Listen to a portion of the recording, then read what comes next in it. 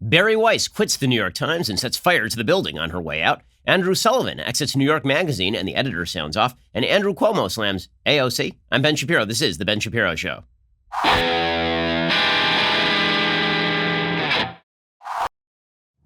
Today's show is sponsored by ExpressVPN. Protect your data from prying eyes at expressvpn.com/Ben. Well, you may have noticed things are kind of uncertain, right? It looked like we were reopening the economy, and then out here in California, Governor Newsom was like, we're going to stop that right now. No more of the reopening of the economy. It seems like there's COVID upticks here, but what exactly is going to happen next? Is a vaccine?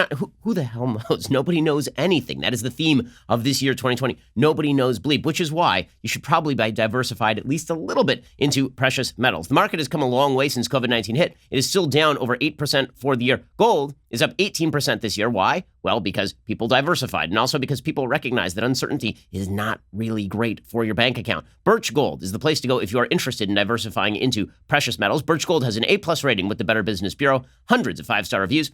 They have the precious metal experts that will hold your hand, walk you through the transitioning of one of your eligible IRAs or 401ks into an IRA in gold or silver if that's something you are interested in. It's still an election year. We're seeing a massive resurgence in COVID-19. Unemployment is still extremely high. Lots of uncertainty out there. Diversifying into precious metals is the smart thing to do. Text Ben to 474747. When you open an IRA in precious metals before July 31st, you get a signed copy of my book, The Right Side of History, for free. Again, text my name, Ben, to 474747 and hook up with the precious metal experts I trust. Text Ben to 474747, then ask all your questions and then invest with Birch Gold. Okay, so we'll give you the brief news update because there's a lot of news out there today before we even get to everything related to the complete meltdown over at the New York Times, the meltdown in mainstream media, and the complete redefinition of the media itself, which is a pretty damned big story. We'll get to that in a second. But first, a couple of pieces of rather large-scale news. First, Supreme Court Justice Ruth Bader Ginsburg, according to CNBC, was hospitalized Tuesday for a possible infection. She's been in and out of the hospital for at least 2-3 years at this point. She's now 87 years old. She received treatment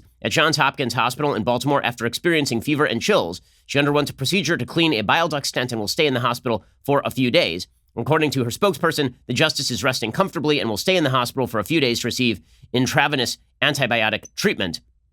In January, she was cancer-free after undergoing treatment for what was likely pancreatic cancer last year. The year before, she had treatment for cancer on her lungs. So it's been a health mess for Ruth Bader Ginsburg. Obviously, everybody praying for her health, although some of us would like to see her step down voluntarily from the Supreme Court because two things can be true at once. I want her to be healthy, and also I think she's a terrible justice. But certainly the writers of 2020 have Trump season 5. They've really decided to pull out all the stops here. If you can just imagine a Supreme Court vacancy, which, God forbid it should happen through something bad happening to Ruth Bader Ginsburg, but if she were to step down for any reason, if there is a Supreme Court vacancy in this election year, oh my God, the hellish riots that will occur as a result of replacing Ruth Bader Ginsburg with Amy Coney Barrett, for example, would just be insane. Meanwhile, we've been watching this COVID uptick and the re-lockdown of California. So Los Angeles is completely locked down again. Virtually all businesses have been shuttered. You're still allowed to eat outdoors, but that's pretty much it. All indoor businesses have been shut down, including hair salons, including restaurants, including pretty much everything. Like all the things have been shut down across the state of California, and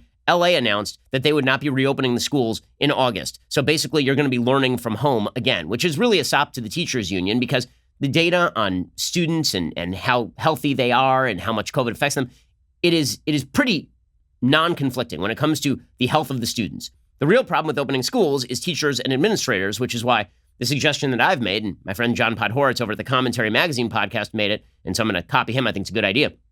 When you bring the kids back, and if you have older teachers who are incapable of being in the classroom for health reasons, then you have them Zoom in. But the idea that all these kids are going to stay home and then they're going to be able to do Zoom classes is just completely insane. So LA has completely shut it down. San Diego apparently shut it down as well. Orange County, on the other hand, says that they are going to attempt to reopen. What is the status of coronavirus today? So I have good news and I have bad news. So which one you want first? I'll give you the good news first because I think that you're getting enough of the bad news from the media. And frankly, I think the media are overplaying some of the bad news. They're implying that we are in exactly the same place we were back in April or March, that we are about to see this New York-type surge across the country that overwhelms the healthcare system. The data on that is extremely limited. It does not look at this point as though Florida is going to be overwhelmed. It does not look as though Texas is going to be overwhelmed. It doesn't look as though California is going to be overwhelmed.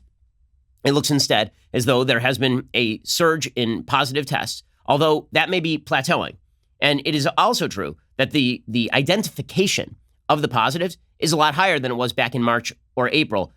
It is likely that we were actually wildly under-identifying positive cases back in March or April. We are now running in like a 6-day period, 7-day period, as many tests for COVID-19 as we ran in all of 2017, 2018, and 2019 combined for the flu. In like a 7-day period. That's how many tests we are running across the country. Now, that's good. I mean, it means that we're identifying the cases. It also means that we are getting a better picture of the actual infection fatality rate.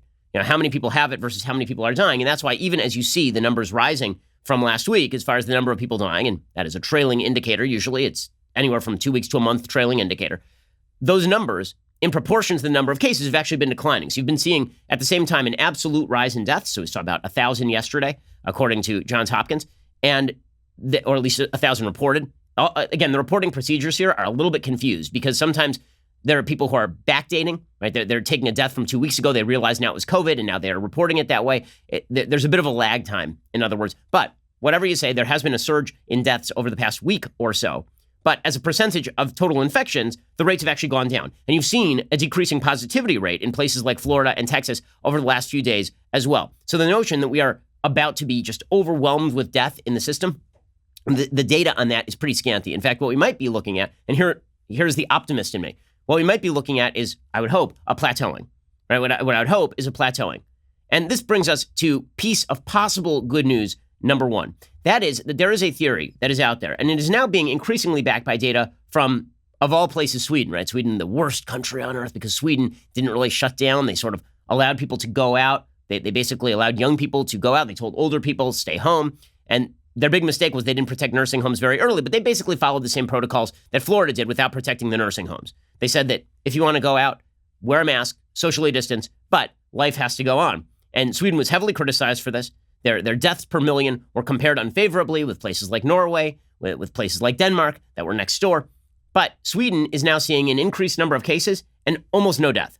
So this has led people to suggest what exactly is going on here, right? I mean, normally you would see increased number of cases and increased number of deaths. So what exactly is going on in Sweden? Well, the data sort of suggests that maybe the herd immunity rate is not 60%. Maybe the herd immunity rate isn't even 40%. Maybe, in fact, the herd immunity rate is like 10 to 20%, right? Which would explain, by the way, why New York State is not seeing a vast uptick in number of deaths, even as they reopen. It's why New Jersey isn't seeing vast upticks in death once they reopen. In other words, once this thing runs through your population, it's pretty much done. I mean, that would be the great hope here. And that's sort of what you're seeing in Sweden. Now, how could that be? Because normally herd immunity is 60, 70, 80%. How could it be that herd immunity would be like 10 or 20%? Or something called T-cell immunity. Jim Garrity over at National Review wrote about this yesterday. He says, The Guardian over in the UK has reported on a study by King's College London suggesting that after infection, coronavirus patients could lose their built-in immunity to reinfection fairly quickly. And then in Vox, there's a guy named Clay Ackerley, an internal medicine and primary care physician practicing in Washington, D.C., who described a 50-year-old patient who tested positive, suffered effects of coronavirus, tested negative twice, then tested positive again with more severe symptoms a second time about 6 weeks later. And there were these worries earlier in the year. But those worries were about South Korea. The South Korean CDC reported that you might be able to be reinfected with all of this. But there is some data that came out from this. And the data that came out from this is that maybe it turns out that this person's immune system, these secondary sort of infections, that was actually just a reflection of the first infection. That actually what is happening here is that some people have a pre-existing resistance to coronavirus. So as Jim Garrity writes, the body's response to a viral infection utilizes both antibodies and T cells, which you may have heard of in the context of cancer treatments. T cells are produced in bone marrow, but get their name because they develop in the thymus gland. T cells are basically the special forces of your immune system, split into two groups. The first, CD8, acts as Navy SEALs of your immune system. They take on infections, virus, bacteria, tumors, and God willing, take them all down. The second category of T cells, CD4, are the support staff, performing a variety of duties, including the protection of cytokines. Remember, cytokine storms, this was the idea that the body was reacting too fast to COVID-19 and was actually shutting down systems in the body. Our body's production of T cells slows after puberty and is basically gone by age 65, which is one reason why elderly people are more vulnerable to infection. Well, some new research suggests that bodies with not so great antibody levels can still have effective T cell responses against the virus. So in other words, you haven't had it before, and you don't actually have to have immunity to the virus. Your T cells already are able to fight this thing off. The study found that SARS-CoV-19 specific CD8 T cells were found in about 70% of recovering patients, and 100% of patients had COVID-2 specific CD4 T cells. Importantly, they detected SARS-CoV-2 reactive CD4 plus T cells in 40 to 60% of unexposed individuals, suggesting cross-reactive T cell recognition between circulating common cold coronaviruses and SARS-CoV-2. So in other words, if you had a cold in the last couple of years, your T cells may be prepped for this thing because your cold is a coronavirus. This is also a coronavirus. So it is possible that there is a heavy percentage of the population that already has sort of pre-existing immunity. Think of all the zombie movies that you've seen where there's a small percentage of the population that was resistant to the zombie plague and they're the big survivors. Well, what if it turns out that half the population already has a pre-existing resistance to COVID-19? So it's possible that herd immunity is actually a lot closer than a lot of people think.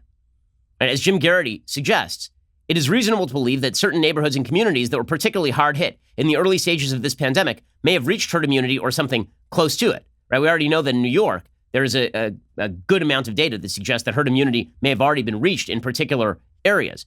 But it's possible, and this would be the great hope, that you actually don't have to infect 60 to 70% of the population with COVID-19 to achieve something kind of approximating herd immunity. And so what you could see here is that as the infections rise, the death rates continue to fall.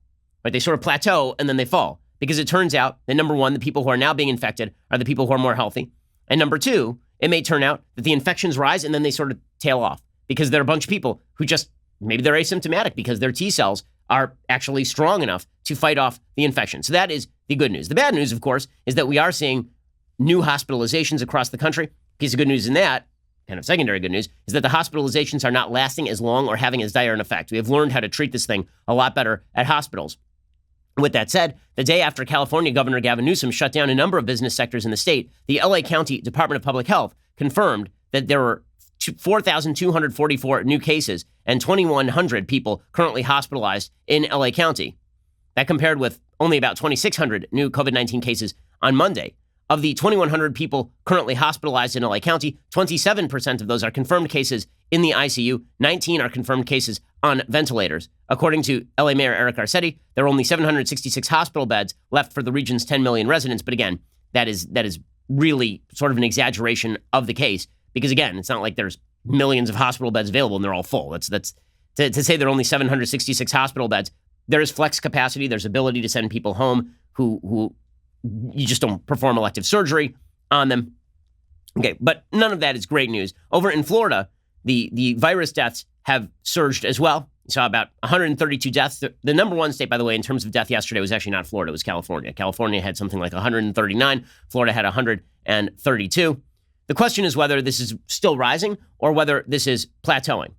Okay, but another piece of good news, right? So piece of good news number one is look at Sweden. Okay, everybody was ripping on Sweden. Maybe Sweden is actually showing that we are closer to herd immunity than we think. Piece of good news number two is that there's some very good news on the vaccine front.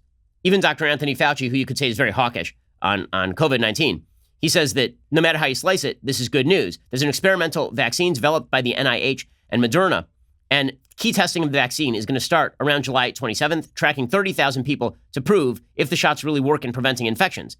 Tuesday, they announced that they had taken 45 volunteers. They gave them all the vaccine. All 45 developed antibodies. So this would be obviously very good news. That does not mean that we are like a month away from the vaccine. It probably means beginning of next year, but that is good news as well.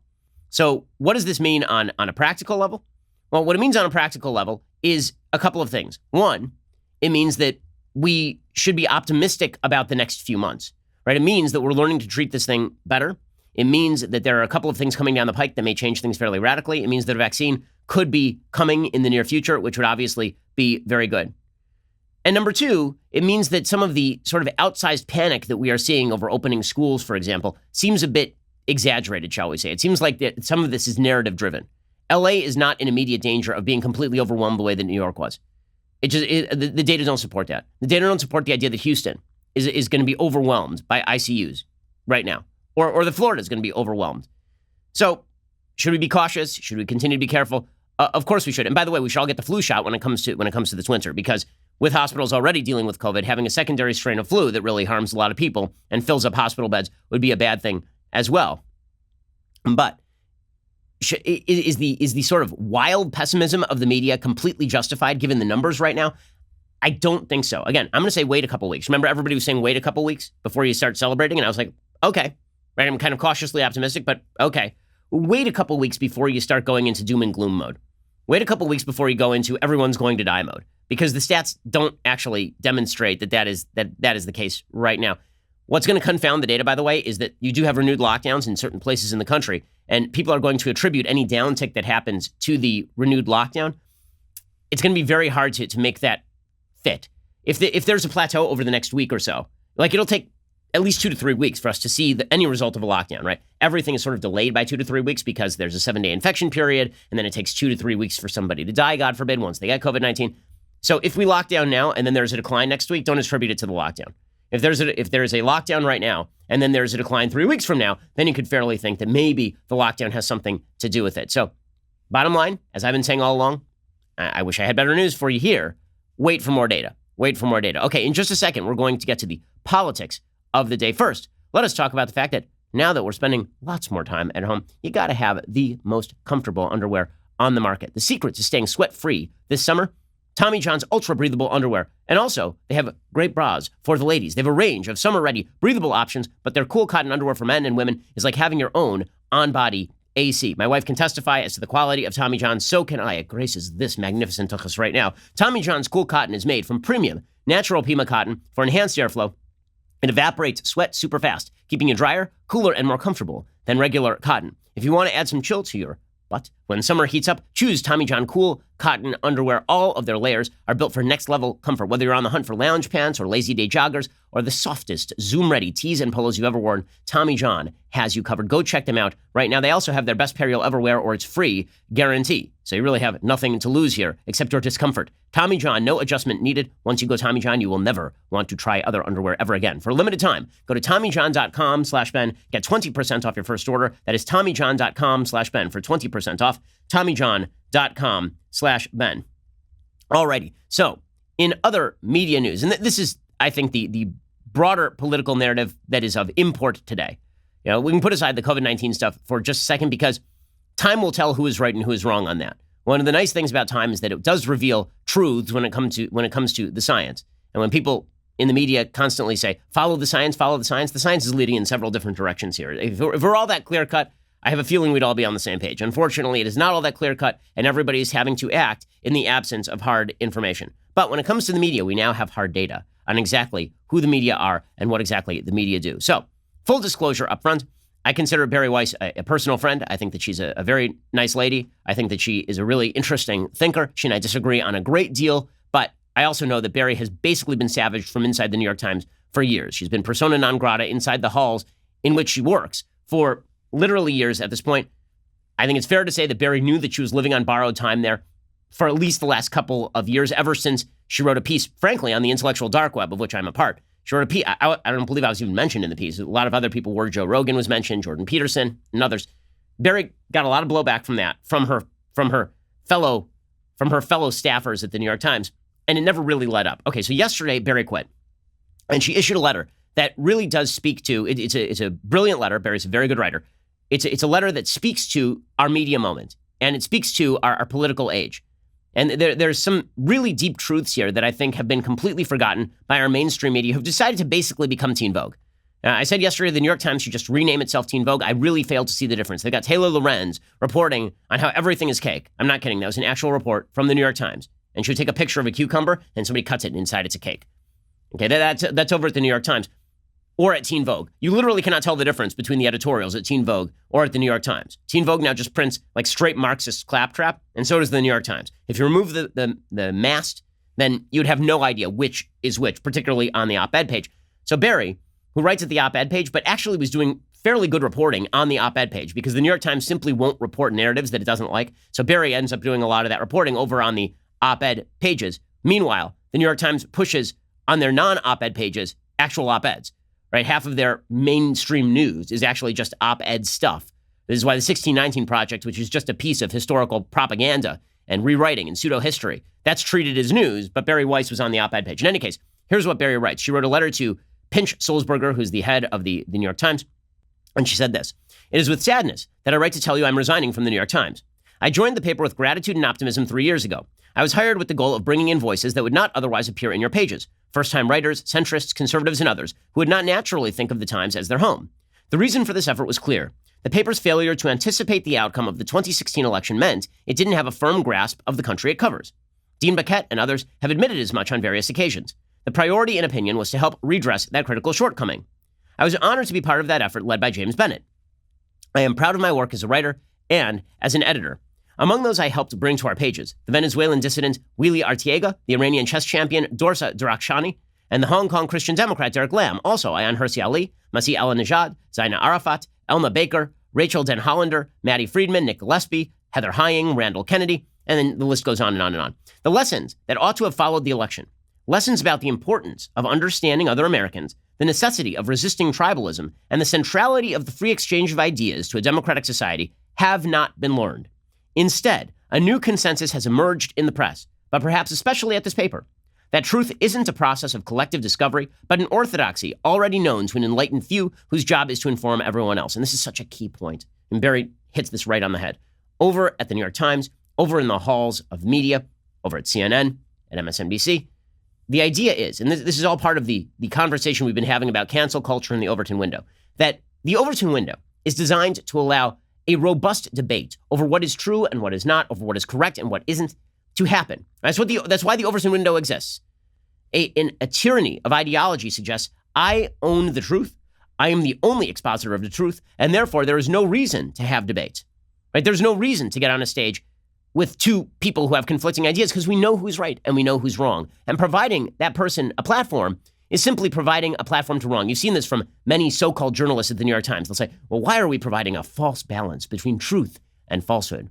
Right? Balance isn't we provide a balance between truth and falsehood. Balance is just when we don't know the answer, we provide a balance. Okay, but the New York Times editors now suggest that they know the answers to everything. There's a moral certitude that has taken place, that has taken the place of the general commitment to ideological diversity that originally was allowed because a marketplace of ideas allows the best product to rise forth. But the New York Times, as Bari points out, has decided that that idea no longer holds true, that they know the absolute truth. It turns out in retrospect, making Nicole Hannah-Jones the effective editor of the New York Times is a terrible idea. And you just boil it all down to that taking woke progressives who are essentially activists and saying to them, you are going to dictate the truth from on high, and we are all going to sit down here. And if we disagree with you, then you get to stomp on us. Okay, that is not the way to run any sort of open journalistic enterprise. You know, Bari was a dissenting voice of the New York Times. All dissent had to go away because dissent is not the highest form of patriotism, nor is dissent even allowed in an area where you know the absolute truth. Right? There's a religious aspect to this over at the New York Times and in the mainstream media where they know the gospel truth, and the gospel truth means that everybody else is bound for hell. So Bari continues along these lines. She says, Twitter is not on the masthead of the New York Times, but Twitter has become its ultimate editor. As the ethics and mores of that platform have become those of the paper itself has increasingly become a kind of performance space. Stories are chosen and told in a way to satisfy the narrowest of audiences rather than to allow a curious public to read about the world and then draw their own conclusions. I was always taught that journalists were charged with writing the first draft of history. Now, history itself is one more ephemeral thing molded to fit the needs of a predetermined narrative. That would be a slap at the 1619 Project, obviously, which has decided that history is now malleable and that history can be made and twisted to fit a narrative that is absolutely untrue. Again, every word of this, it's a brilliant letter by Bari, and you can see what the New York Times lost in basically alienating her. Because what happened here is that the editors at the New York Times basically allowed a Maoist shaming to occur inside their op-ed pages and inside their newsrooms, and then Bari quit. Right? It's exactly the same thing they did to their executive editor of the op-ed page, James Bennett. And they basically allowed the woke staffers to make life so miserable that James Bennett handed in his resignation. That's exactly what happened to Bari. We'll get to more of Bari's quite brilliant letter in just 1 second. First, let me tell you, right now, you're home a lot with your kids, and that means that you need great children's literature, but you're having a tough time picking which kids' books are good and which kids' books are bad. Let me tell you about a fantastic, fantastic service. It's called Tirade. Tirade is a subscription book club that makes it easy to find unique, thought-provoking books for your kids by delivering great stories directly to your doorstep. Tirade knows home deliveries are critical for meeting your needs for uplifting educational tools during the coming weeks, particularly if you're in LA and they just shut down the school district. Reading books together will help create a time of adventure and bonding for family and has real educational benefits. So let me just say, they personalize these things to your kids. So I have 3 children. Only 2 are old enough to actually read at this point, but they have very different interests. Tirade customized exactly what would arrive for my daughter and what would arrive for my son. And it's not just books. They have all sorts of kind of fun gadgets and gizmos and stuff that your kids can play with. My kids are super into it. All the books they sent are brilliantly picked. All of the objects that they sent, my kids are still playing with them literally months later. It's just fantastic. You only keep your favorites and then you send the rest back for free. Literati beats the Amazon list price on these books. That means you're only paying for the books your kids love and you're getting a lower price. With schools and libraries closed, Literati is working to get books in the hands of families who don't have access to educational materials of their own. For a limited time, go to literati.com/Shapiro for 25% off your first 2 orders. This is their best offer available anywhere. To get it, you have to go to Literati, Literati, literati.com/Shapiro for 25% off your first 2 orders. That's literati.com/Shapiro. I can't speak of them highly enough. It really is a fantastic service. My kids have been getting a huge kick out of it. Go check them out right now. Literati.com/Shapiro. Okay, so back to Bari Weiss's letter over at the New York Times. So Bari quit yesterday, and she has this entire letter, and she says, "My own forays into wrongthink have made me subject of constant bullying by colleagues who disagree with my views. They've called me a Nazi and a racist. I've learned to brush off comments about how I'm, quote, writing about the Jews again. Several colleagues perceived to be friendly with me were badgered by coworkers. My work and my character are openly demeaned on company-wide Slack channels where masthead editors regularly weigh in. There, some coworkers insist I need to be rooted out if this company is to be truly inclusive, while others post axe emojis next to my name, presumably because they want her axed. Still, other New York Times employees publicly smear me as a liar and a bigot on Twitter with no fear that harassing me will be met with appropriate action. They never are. There are terms for all of this: unlawful discrimination, hostile work environment, constructive discharge. I'm no legal expert, but I know this is wrong. I do not understand how you have allowed this kind of behavior to go on inside your company, in full view of the paper's entire staff and the public. And I certainly can't square how you and other Times leaders have stood by while simultaneously praising me in private for my courage. Showing up for work as a centrist and at an American newspaper should not require bravery." This is Bari Weiss writing to the publisher of the New York Times. "Part of me wishes I could say my experience was unique. But the truth is that intellectual curiosity, let alone risk-taking, is now a liability at the Times. Why edit something challenging to our readers, or write something bold, only to go through the numbing process of making it ideologically kosher when we can assure ourselves of job security and clicks by publishing our 4,000th op-ed arguing that Donald Trump is a unique danger to the country and the world? And so self-censorship has become the norm. What rules that remain at the Times are applied with extreme selectivity.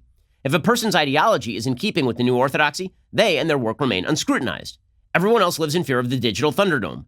Online venom is excused so long as it is directed at the proper targets." This, of course, is 100% right. "Op-eds that would have easily been published just 2 years ago would now get an editor or a writer in serious trouble if not fired. If a piece is perceived as likely to inspire backlash internally or on social media, the editor or writer avoids pitching it. If she feels strongly enough to suggest it, she is quickly steered to safer ground.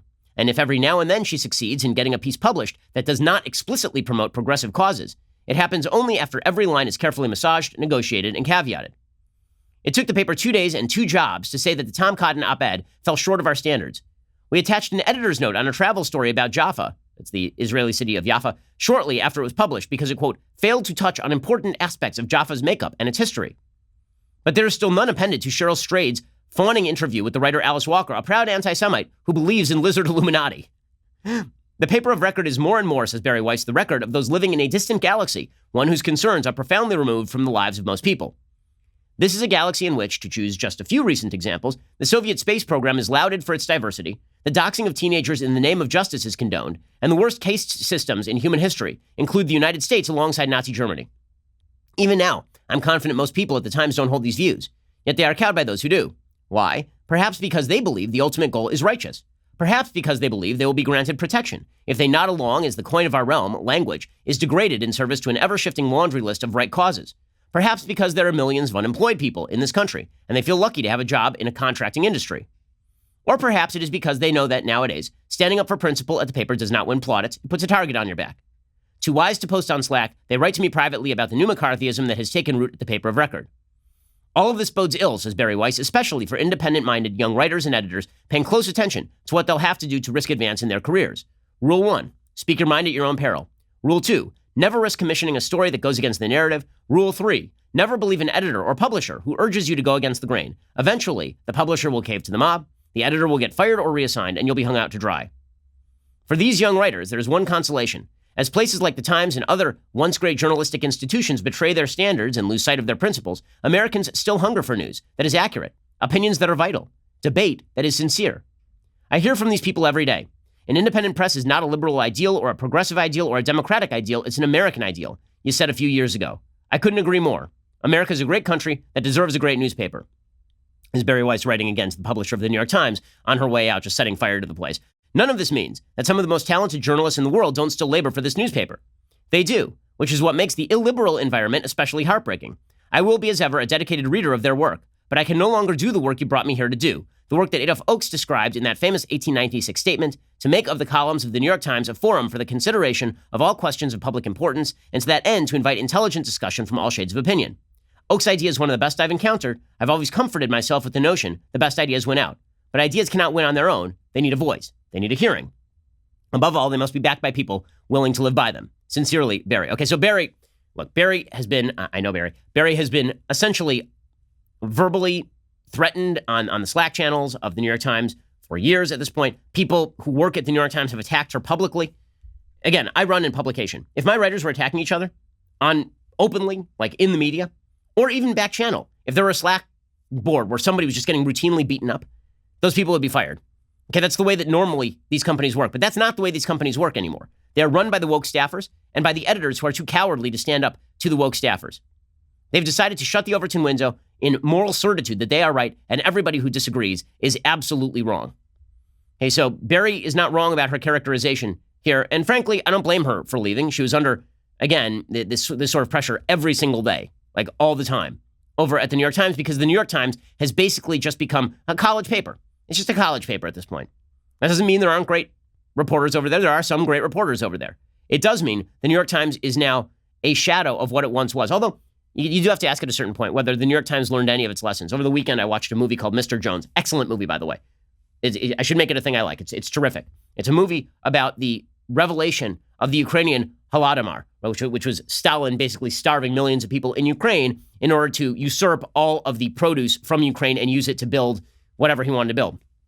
And the mainstream Pulitzer Prize-winning reporter for the New York Times was a guy named Walter Duranty, who was just a shill for the Soviet regime. The movie really takes this on, and there's a fantastic scene where there is a sort of acolyte of Walter Duranty who's talking to the journalist who breaks the story about the Ukrainian famine, and that guy's name is Gareth Jones, and she is telling him that basically you got to crack a few eggs in order to make an omelet. And he says, well, hold up a second. What if you're wrong? She says, we need a better world. He says, but what if you're wrong?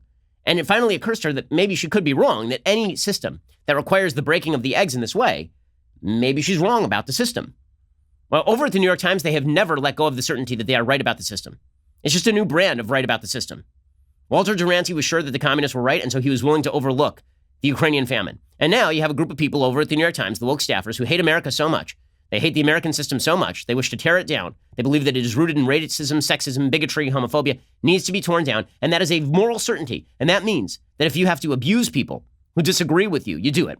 If it means you have to basically passive-aggressively threaten people at your own publication, you go ahead and you do it, because you have the moral high ground. And it doesn't matter who has to suffer in order to make that happen. It doesn't matter if the Overton window has to shut. The Overton window shouldn't even exist. It shouldn't exist. There's one approved opinion, and it is the only approved opinion. And now it's not just Bari over at the New York Times this is happening to. So Andrew Sullivan, a man with whom I have had significant disagreements. Remember Andrew Sullivan, who has been interesting on many issues, but also is the same guy who once suggested that Sarah Palin's daughter was not actually her own daughter and all this. Like Andrew Sullivan has kind of a quirky history, but a lot of his writing is really interesting. He writes over at New York Magazine. He's been speaking out about cancel culture, and now he has quit New York Magazine. He announced he's leaving at the end of the week. He said, this will be my last week in New York Magazine. I'm sad because the editors I worked with there are among the finest in the country. I'm immensely grateful to them for vastly improving my work. I'm also proud of the essays and columns I wrote at New York Magazine, some of which will be published in a collection of my writing scheduled for next year. The underlying reasons for the split are pretty self-evident.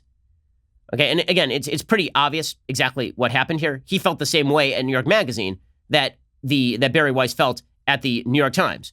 He wrote about Bari Weiss actually in mid-June and about the general perspective of the New York Times. He said that they have a view of the world with moral clarity, but no moral complexity. He's talking about the 1619 Project and the view of people like Nicole Hannah-Jones. So the New York Magazine editor-in-chief, a guy named David Haskell, responded to Sullivan leaving. And his response is everything. His response is just as important as Bari's letter because it really does demonstrate the thought processes that go on inside the editorial halls of power where cowards surrender to the woke staff who are intent on creating a new hierarchical orthodoxy in thought. We'll get to that in just 1 second. First, reminder, my new book, How to Destroy America in 3 Easy Steps. It goes on sale Tuesday, Tuesday, less than a week away, July 21st, 6 p.m. Eastern, 3 p.m. Pacific. We will be doing a virtual live signing event on the day of release.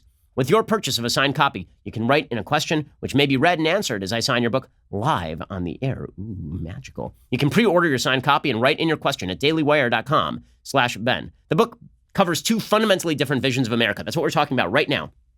One vision is the unifying traditional vision of America, where we say that we have a shared philosophy based on the Declaration of Independence. We have a shared culture where we respect each other's rights. We have a shared history. We're all part of the same stream of history. None of us ignores the problems with America, but it recognizes America is the greatest nation in the history of the earth. Okay, then there is a second narrative and a second vision. And that narrative is that America's history is evil, its philosophy is corrupt, and its culture of rights is merely a cover for power. This would be the New York Times 1619 Project, the New York Times editorial board, Robin DiAngelo's White Fragility. These are classic examples of the vision I call disintegrationists. Disintegrationists, they're people who want the country to fall apart. Disintegrationists use weapons like cancel culture, deleting or silencing anyone or anything that disagrees with them to build their whole new world order. How to Destroy America in 3 Easy Steps details how the disintegrationist vision has gained the ascendancy. It offers a penetrating view, I think, of our country at this time, and also it offers the antidote. Simply reading the book is the antidote. Again, that is dailywire.com/Ben to order your signed copy today and join my live signing on Tuesday, July 21st. Now, if you're not already a Daily Wire member, you should also consider getting a reader's pass to dailywire.com. Fantastic value, $3 a month. When you sign up, you get that first month for only 99 cents. You also get access to our mobile app, articles ad-free, and access to exclusive editorials like this satire from our friend Andrew Cuomo. Medical experts now believe Joe Biden's election will completely cure coronavirus. Well, that would make it the second thing to cure coronavirus. Kneeling for woke purposes also cures coronavirus. If you haven't already checked out the Reader's Pass, head on over to dailywire.com and sign up for just $1. You're listening to the largest, fastest growing conservative podcast and radio show in the nation.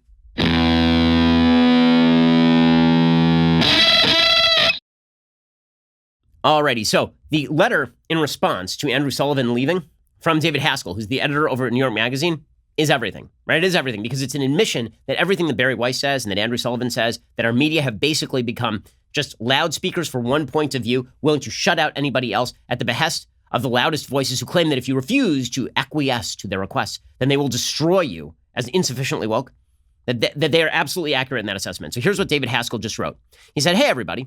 As you may have seen, Andrew Sullivan's last week will be this one, as he finishes the feature we've published in the print magazine and writes a final column.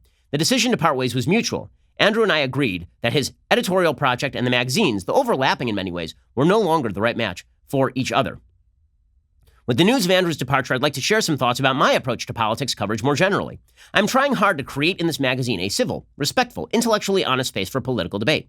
I believe there's a way to write from a conservative perspective about some of the most politically charged subjects of American life, while still upholding our values. I also think our magazine in particular has an opportunity to be a place where the liberal project is hashed out, which is to say, not only championed, but also interrogated. Our readers regularly encounter some of the best writing coming from the left, from our politics writers on Intelligencer and The Cut, as well as many of our culture writers on Vulture. That we also have some writers who share our values, but not always the politics of most of our staff is, to my mind, a credit to the organization and a benefit to the reader. I will continue to push us to publish work that challenges the liberal assumptions of much of our readership. But, right, and here comes the rule, right? As soon as you make a statement and then you have but generally obliviates and just destroys the rule. But publishing conservative commentary or critiques of liberalism and the left in 2020 is difficult to get right, and thoughtful, well-meaning people can come to different conclusions about it. How to weigh the value of plurality of political opinion against other journalistic and community values. So question, what is the other competing journalistic and community value? And we're not talking about printing neo-Nazi stuff. We're talking about printing, Andrew Sullivan is at best mildly right of center, at best.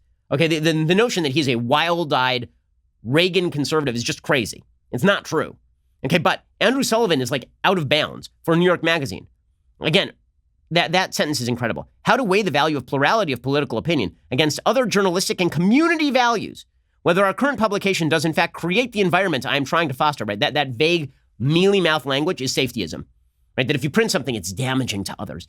So just to be straight, there are a group of people on the left who believe that Bari Weiss writing about the IDW, or me on a college campus talking about abortion, this is threatening the safety of others. Whereas if you go to one of my lectures and you burn crap outside, not threatening to others, or if you go on the Slack channel at the New York Times and you tweet Bari Weiss's name next to axe emojis, that's not threatening.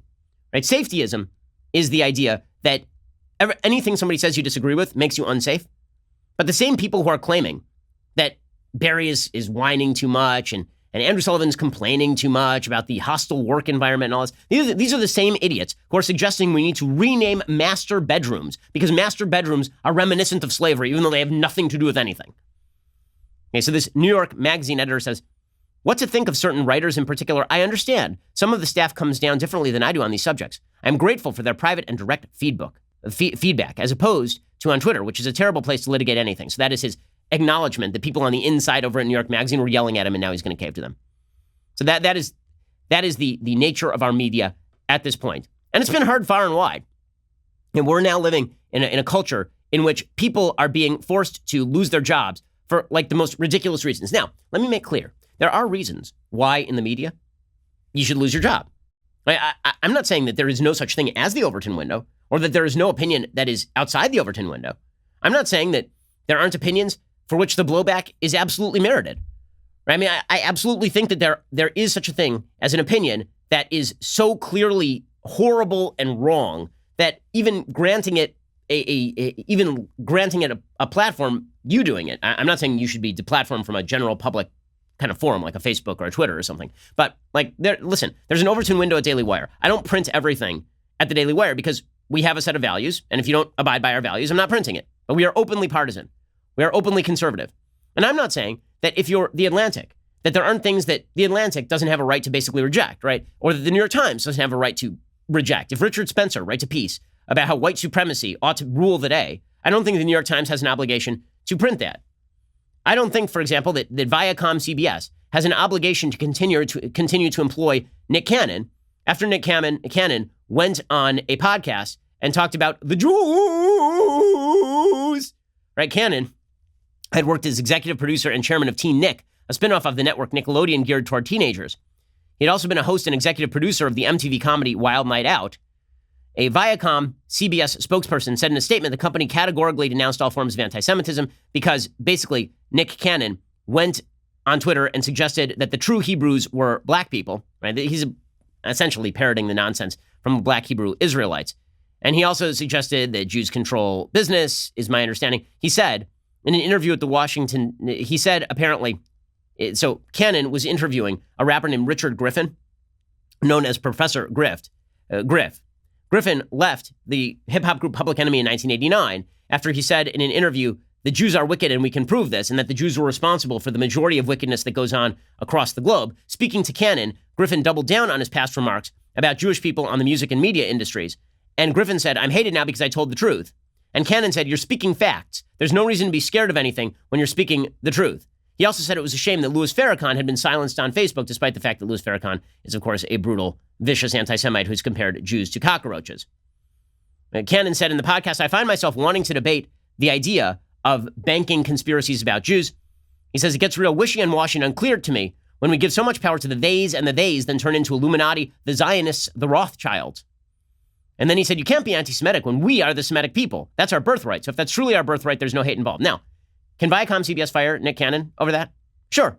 I mean, by the way, I defended the right of, it was very controversial at the time. I defended the right of CBS to let go Roseanne Barr after Roseanne Barr tweeted out racist stuff about Valerie Jarrett, right? Because the bottom line is that when new information is added to the stew of a person's public profile, right, it has to do with his actual ability to perform his job.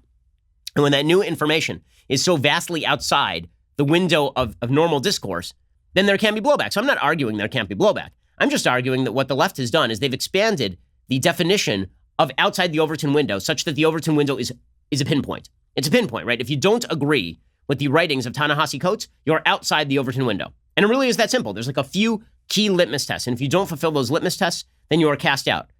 Okay, any system that lumps together in the we should be able to cast them out category, Andrew Sullivan, Bari Weiss, and Nick Cannon is a bad system of thought. It's a bad system of thought. And that is the system that we are creating right now. I'm not saying you can't draw lines. I'm saying that where the left is seeking to draw lines is basically around that pinprick of thought that they agree with. How do you know this? Okay, the worst case of cancel culture that I've seen in recent memory, this is amazing. So this one is from the San Francisco Museum of Modern Art. According to Reason magazine, until last week, Gary Garrels was senior curator of painting and sculpture at the San Francisco Museum of Modern Art. He resigned his position after museum employees circulated a petition that accused him of racism and demanded his immediate ouster. Gary's removal from SF MoMA is non-negotiable, read the petition. Considering his lengthy tenure at this institution, we ask just how long have his toxic white supremacist beliefs regarding race and equity directed his position curating the content of the museum? This accusation is a pretty serious one. So what exactly did he do? Their sole complaint is that he allegedly concluded a presentation on how to diversify the museum's holdings by saying, quote, "Don't worry, we'll definitely still continue to collect white artists." That's the whole thing. He said we're going to try and purchase art from people who are not white to diversify our holdings. Also, we'll still buy some art from white people because white people still make some good art. Okay, he was forced to resign his job. He was forced to resign his job over this. That's utterly insane. He actually said this. He said, "I do not believe I have ever said it is important to collect the art of white men. I have said it is important that we do not exclude consideration of the art of white men." That, in and of itself, was considered so far outside the Overton window, this guy lost his job at the San Francisco Museum of Modern Art. Okay, this is utterly crazy. It's just crazy. Okay, this is the world that we are building right now. Okay, another case over the weekend. Hank Berrien reporting for Daily Wire. On Monday, a Seattle business owner issued a public apology for her dreadlocks after she was vilified on social media. Rachel Marshall, founder of Rachel's Ginger Beer in Seattle, responded on Instagram to critics who viewed her dreadlocks as cultural appropriation. One critic wrote, "Seattle, we gotta talk. This person owns a particular business here in Seattle with multiple locations. She's a white woman with dreadlocks and allegedly gives her product to cops for free. It has always confused me. We have seen this woman speak and cozy up regularly with other people in the community, and no one has confronted her about her choice to willfully appropriate black hairstyling. We aren't in a post-racial utopia. There's no federal law to protect black people from being penalized for their natural or protective hairstyling. Hell, we're still trying to convince everyone Black Lives Matter." And these kind of posts forced her to then write, "Hello, everyone, it's Rachel. I've come to understand far too belatedly my hairstyle is harmful." No, it isn't. No, it's not. It's a hairstyle, gang. It wasn't that she made her hair into a swastika or something. She was wearing dreads. Like, this is insane. It's completely crazy. She says, "It's clear I've been stubbornly resistant. I sincerely apologize to those I hurt. I am deeply sorry for the pain I caused to members of the African-American community who have been and still are discriminated against and mistreated for having dreadlocks. And I'm so sorry it took so long to admit and address my mistake.